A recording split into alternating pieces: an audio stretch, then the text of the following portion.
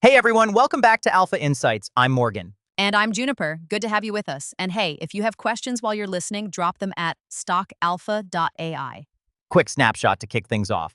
Today, the market is trading and the buzz in the cannabis world isn't coming from earnings. It's coming from state policy. We've got a mix of momentum and friction that investors need to parse. Right. On the momentum side, Virginia lawmakers put forward a bill that would open adult use retail sales with a clear target for when stores could start taking customers. That's the kind of timeline operators and investors crave. Exactly. The proposal sets a start date of November 1st for retail sales and would layer in an 8% excise tax on those transactions. For retailers and growers that already have a mid-Atlantic footprint, that's potentially a meaningful revenue catalyst. And it's not just about revenue. A firm date helps companies plan inventory, staffing, and licensing applications. If that November timeline holds, you could see a pickup in demand for wholesale product and third-party services well ahead of store openings. But, and this is important, these policy wins can still be fragile.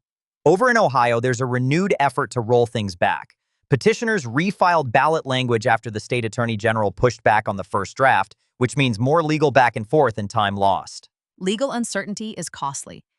Even if a reform passed at the ballot box recently, a new petition or a challenged summary can slow implementation, raise compliance costs, and make companies hesitate to expand until the legal picture clears. And then you have West Virginia, which illustrates another headache. The state's treasurer still hasn't released $34 million that was collected under its medical program. Officials say they're waiting on changes at the federal level before those funds can be dispersed. When program money sits idle like that, it ripples. Payments to vendors, support for regulatory operations, and incentives tied to licensing can all stall. For companies expecting those state disbursements, it's cash flow and planning pain. So from an investor standpoint, what do you do with that mixed picture?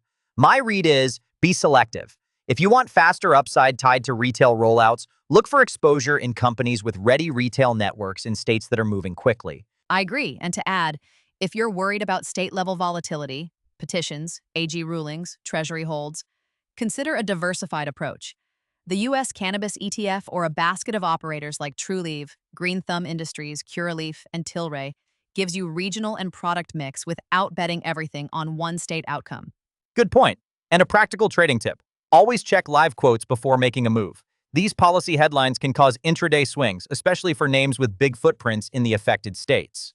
Also keep an eye on a few specific things: legislative calendars and state houses to see committee hearings and floor votes, filings from attorneys general around petition language, and Treasury statements for anything that looks stuck, like that $34 million in West Virginia. Exactly. Policy is the primary driver right now, not corporate fundamentals, so your watch list should include state-level developments as much as earnings calendars. To sum up, Virginia's bill is a potential near-term positive if the November 1st timeline survives the process. Ohio's new petition language raises legal uncertainty that could delay or reverse reforms. And the West Virginia funding hold is a reminder that federal constraints can freeze state program cash. Those are the headlines in a nutshell. Be selective, align positions with your time frame and tolerance for policy risk, and always verify real-time market data before trading. Got questions? We'd love to hear from you. Head over to stockalpha.ai, where you can ask us anything and we'll answer live. And while you're there, check out more market content and our Q&A feature.